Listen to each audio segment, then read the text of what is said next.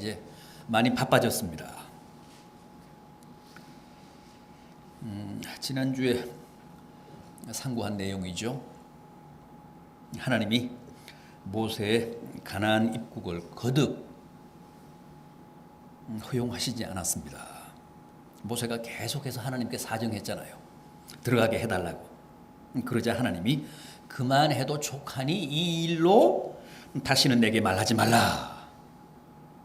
그러시면서 모세로 하여금 아예 그 문제를 더 이상 꺼내지도 못하게 하셨습니다.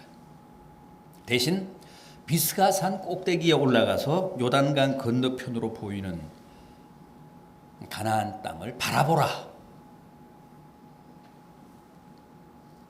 아쉽지만은 젖과 꿀이 흐르는 가나안 땅을 멀리서 바라보는 것으로 족하게 여기라. 그 이상 들어가지는 못한다. 따라서 이제 모세에게는 중요한 과제가 생겼습니다. 자기가 함께 이스라엘 백성들과 가나안에 들어가서 틈틈이 시간이 나는 대로 율법을 가르치고 설명하면 되겠지만 자기가 함께 들어가지 못하고 율법에 익숙하지 못한 신세대만 이제 가나안에 들어가기 때문에 어떻게든 요단 이쪽에 있을 때 율법을 강론해서 그들이 가나안에 들어가서도 그 하나님의 율법대로 그 하나님이 주신 삶의 규범대로 살아가게 할 필요가 있었던 겁니다. 그래서 서둘러 시작한 율법 교육이 바로 오늘 본문인 4장 1절 이하입니다.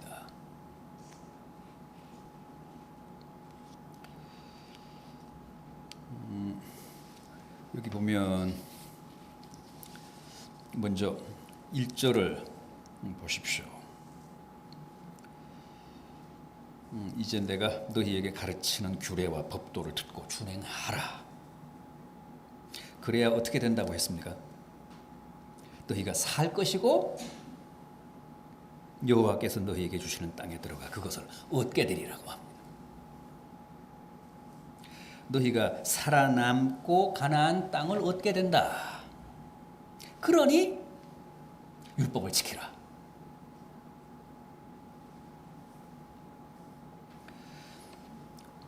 따라서 당시 이스라엘 백성들에게 있어서 율법을 지킨다는 게 얼마나 중요하고 얼마나 결정적입니까?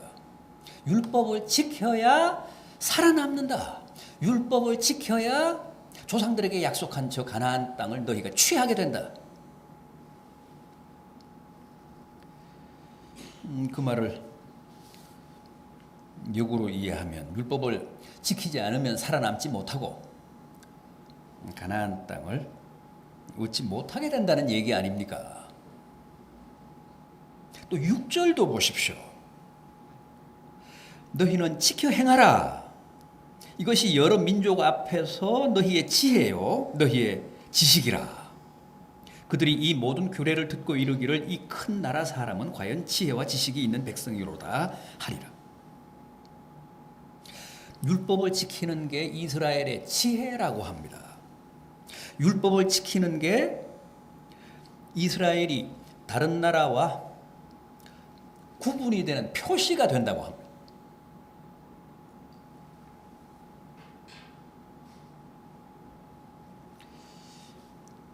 또 그게 이스라엘만의 고유한 지식이라고 합니다.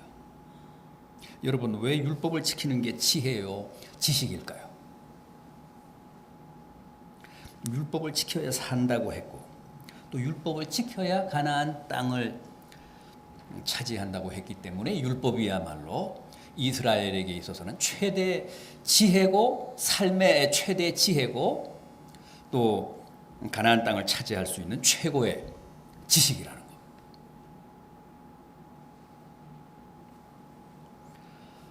이스라엘 백성들에게 있어서는 지금 딱 두 가지입니다. 어떻게든 살아남아야 되고 또 하나는 가나안 문턱까지 왔으니까 가나안에 입성을 해서 그 가나안 땅을 차지해야 합니다. 그런데 그게 다 하나님의 율법에 달렸다는 거예요.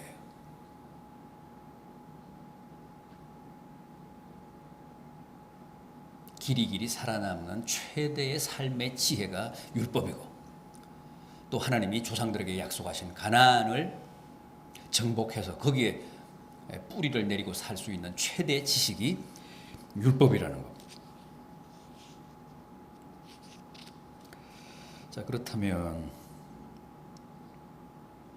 하나님 백성의 최대 삶의 지혜고 가나안 땅을 차지할 수 있는 최고의 지식인 율법을 대체 어떻게 지키라는 것인지, 그 율법을 대체 어떻게 행하라고 하는 것인지 한번 보겠습니다. 먼저 뭐라고 했습니까? 가감하지 말라. 2절 보십시오. 내가 너희에게 명하는 말을 너희는 가감하지 말고 내가 너희에게 내리는 너희 하나님 여호와의 명령을 지키라. 하나님의 율법은 인간이 더하거나 빼면 안 되죠. 인간이 임의로 자신의 생각이나 주장을 정당화하고 합리화하기 위해 율법을 이용해서도 안 됩니다. 계명은 그 계명의 본래 의도대로 하나님이 뜻하신 그 본래의 목적에 맞게 지켜야 합니다. 그렇다고 해서 그게 곧 문자주의를 의미하는 것은 아닙니다. 문자적으로 지키라는 뜻은 아닙니다. 하나님이 특정 계명을 통해 당신의 백성들에게 기대하시는 게 뭔지, 바라시는 게 무엇인지를 바르게 깨달아서 그 뜻에 합당하게 응답하고 순종하고 결단하라는 겁니다.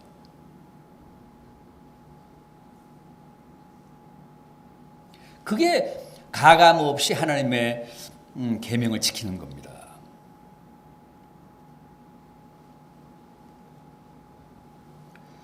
하나님의 계명에 자신의 생각이나 주장을 보태지 마십시오. 자기에게 불편하고 마음에 안 든다고 하나님의 계명을 제 멋대로 재단하지 마십시오. 하나님의 계명은 그 계명이 본래 뜻하는 바대로 지켜야 합니다.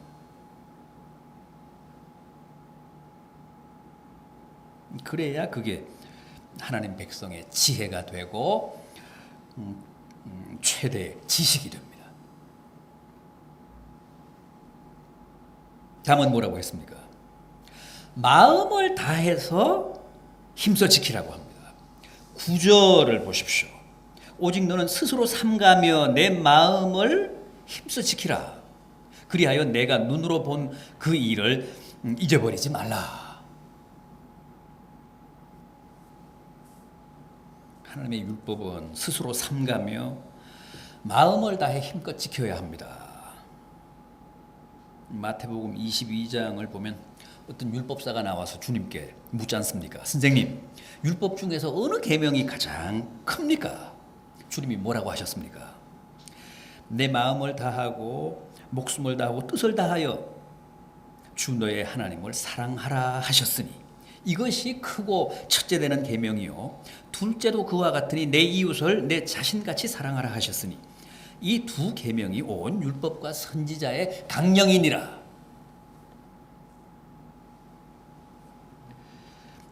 하나님 사랑, 이웃 사랑을 마음을 다하고 목숨을 다하고 뜻을 다하여 지키는 것이 온 율법과 선지자의 강령이라고 하셨습니다. 우리는 하나님 말씀 지키는 일에 참 안일합니다. 최선을 다하지 않습니다. 마음과 뜻을 다 쏟아붓지 못합니다. 주님은 목숨까지도 다 해서 지키라고 하셨는데 우리는 결코 그렇게 하지 못합니다. 정말 우리는 하나님 말씀조차도 달면 삼키고 쓰면 뱉습니다.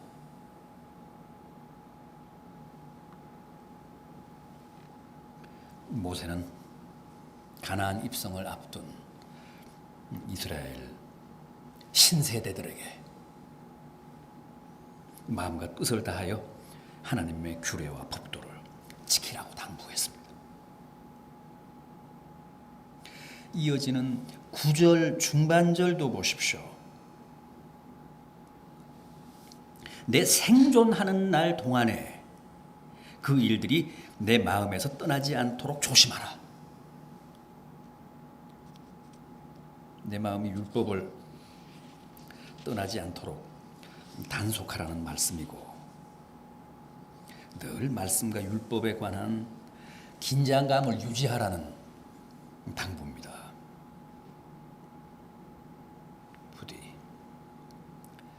주님의 말씀에 순종하고 주님의 명령을 따르는 일에 더욱 마음과 뜻을 다하며 근신하는 성도들 되시기를 바람하지 않습니다.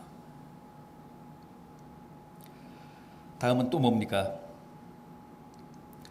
9절 하반절 이하입니다. 9절 하반절 이하. 너는 그 일들을 내 아들들과 내 손자들에게 알게 하라. 10절. 내가 호렙산에서 내 하나님 여호와 앞에 섰던 날에 여호와께서 내게 이르시기를 나에게 백성을 모으라. 내가 그들에게 내 말을 들려주어 그들이 세상에 사는 날 동안 나를 경외함을 배우게 하며 그 자녀에게 가르치게 하리라.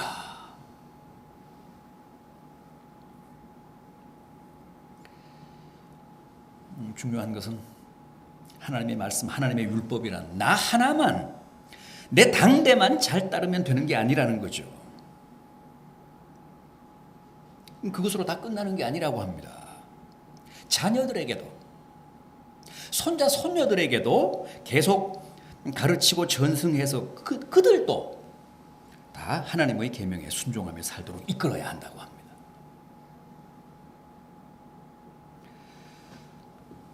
아직 젊은 세대이기는 하지만은 가나안 입성을 앞둔 이스라엘 백성들에게 죽음을 앞둔 모세가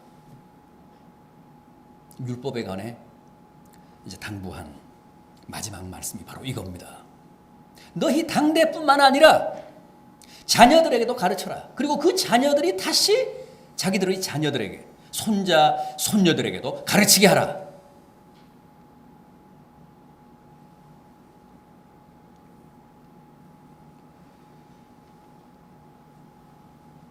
이것은 단순히 모세가 백성들에게 분부한 말씀이라기보다는 호렙산에서, 시내산에서 하나님이 처음 이스라엘 백성들에게 모세를 통해 율법을 주실 때도 강조하셨다고 합니다. 10절 하반절 말씀이 바로 그겁니다. 하나님이 직접 하신 말씀입니다.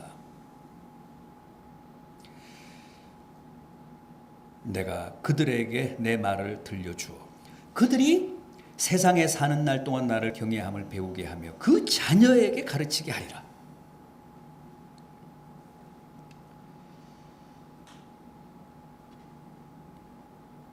이스라엘 민족이 오늘날까지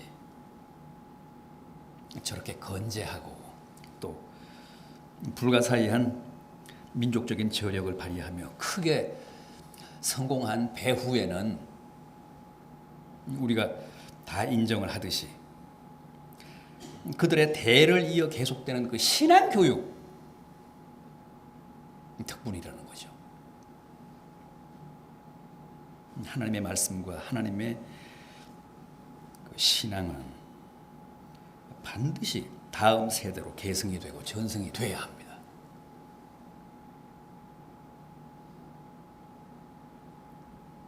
모세가 자신의 최후를 앞두고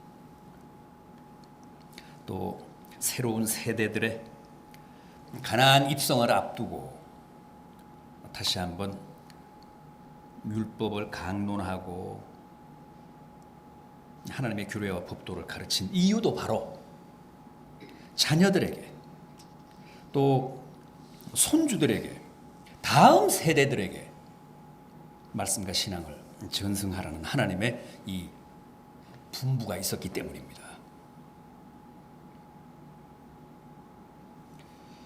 여러분, 자녀들과 후손들에게 하나님의 말씀을 계승하는 일, 믿는 부모들의 도리자 가장 신성하고 막중한 의무입니다. 하나님이 짐지어 주신, 하나님이 부모들에게 위탁하신 신성한 과제입니다. 우리는 나는 나름대로 신앙생활을 하고 또 열심을 내기도 하는데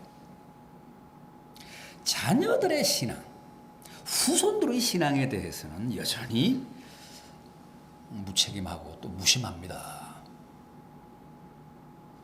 전혀 노력을 안 하는 것은 아니지만 부모의 간섭이 잘 안 먹히거나 부모의 바람대로 자녀들이 잘 안 따라주면 그냥 쉽게 포기하고 맙니다.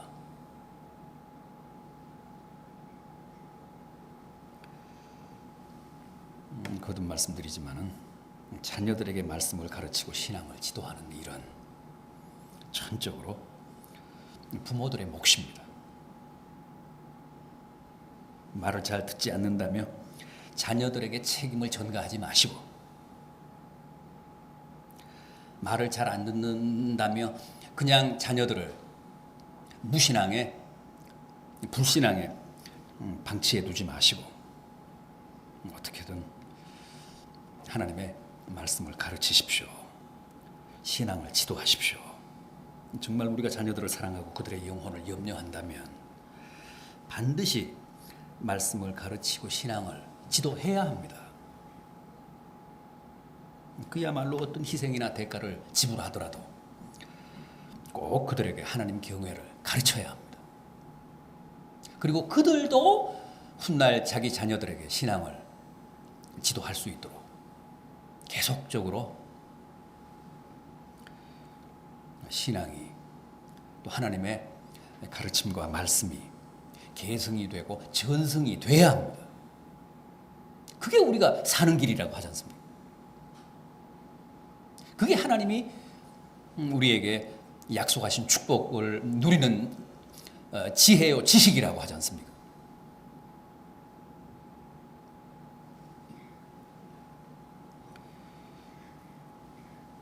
꼭 하나님 경외하는 법을 우리의 자녀들과 후손들에게 가르치고 전승하는 복된 부모들이 되시기를 간절히 부탁드려 마지 않습니다. 여러분, 이게 바로 모세가 백성들에게 율법을 본격적으로 강론하기 전에 전제한 몇 가지 중요한 차관사항입니다. 이제 다음 시간부터는 실제 율법의 구체적인 조항들을 제시하면서 그 율법이 무엇을 뜻하고 그 율법을 어떻게 지켜야 하는지를 이제 설명하게 됩니다. 오늘은 여기까지 하겠습니다.